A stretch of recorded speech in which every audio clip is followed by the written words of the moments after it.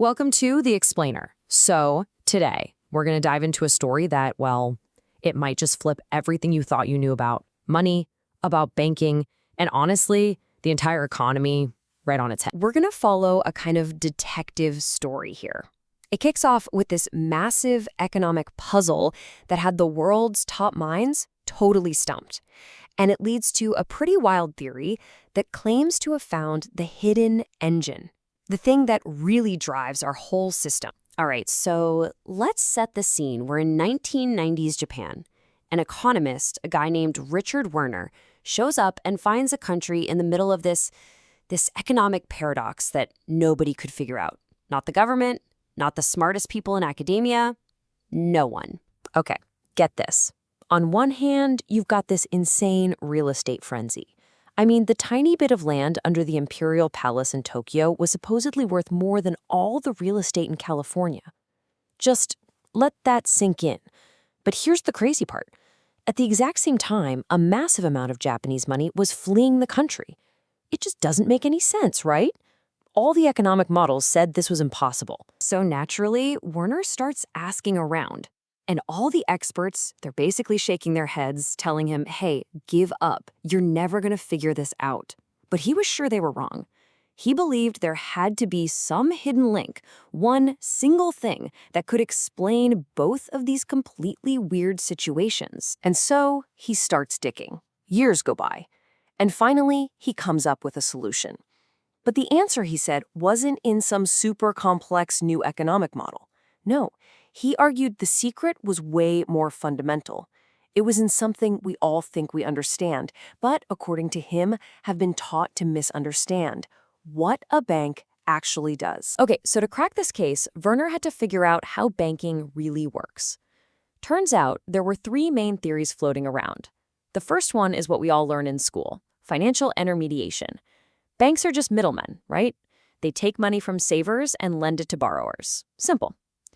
The second is called fractional reserve, a bit more complex. It says they lend out most of what you deposit, kind of multiplying the money in the system. But then there was this third one, the real radical idea, credit creation. This theory, which most people just dismissed, claimed that banks, well, they just create brand new money out of thin air every single time they issue a loan. Now, this is where it gets really interesting. Instead of just theorizing, Werner did something almost no economist ever does. He ran an actual experiment. He got a German bank to agree to let him take out a loan and watch exactly what happened on their books, step by step. And the data that came back was undeniable.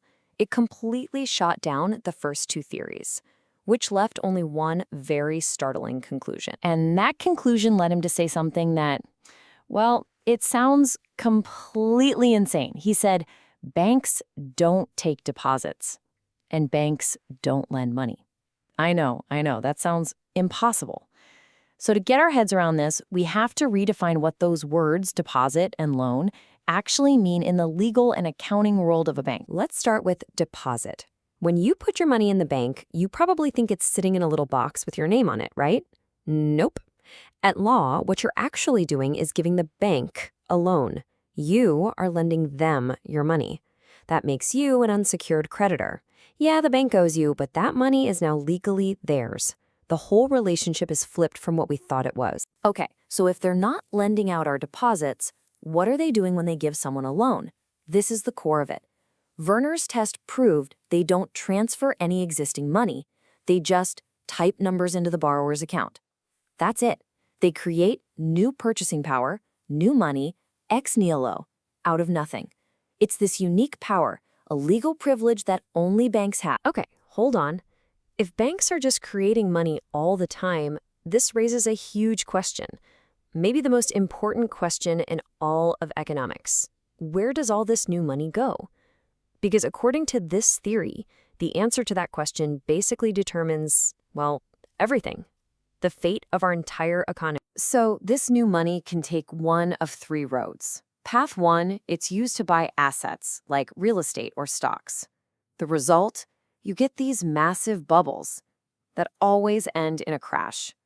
Path two, it's used for consumption. Think consumer loans, credit cards. That just leads to inflation, right? more money chasing the same stuff.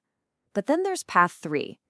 When that new money is created for productive investments, like helping a small business expand or build a new factory, that is what leads to real, stable growth without all the inflation. This whole theory then boils down to a pretty critical question.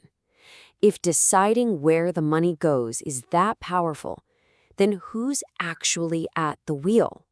Who decides which of those 3 paths our economy goes down? The theory points a finger straight to the top of the pyramid, the central bank. And if you look at history, you start to see this interesting pattern. The Bank of England, the first one, was created for one specific reason: to fund a war. Fast forward to 1913, the U.S. Federal Reserve gets created just months before World War I kicks off.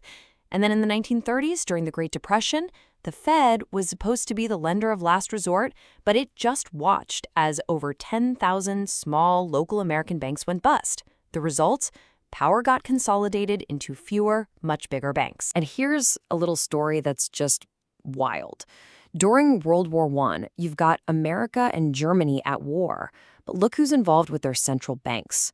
Paul Warburg, a key founder of the U.S. Federal Reserve, and his brother, Max Warburg, a top dog at Germany's central bank, the Reichsbank.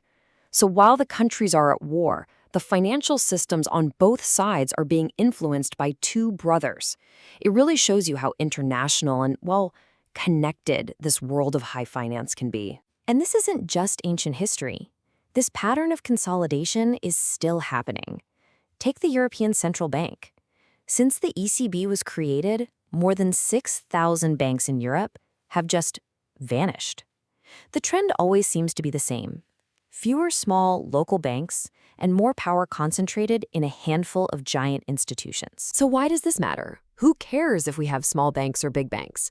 Well, it matters a lot, because it's those small local banks that do most of the lending for productive stuff. They're the ones funding the small and medium-sized businesses that are the biggest job creators in pretty much every economy. So when they disappear, that productive part of the economy gets choked off. It gets starved of the credit it needs to grow, and that hurts jobs and local communities. Okay, so this whole story, from that puzzle in 1990s Japan all the way to today, it's all leading somewhere. And the final chapter, according to this theory, is a new proposal that could centralize this incredible power like never before.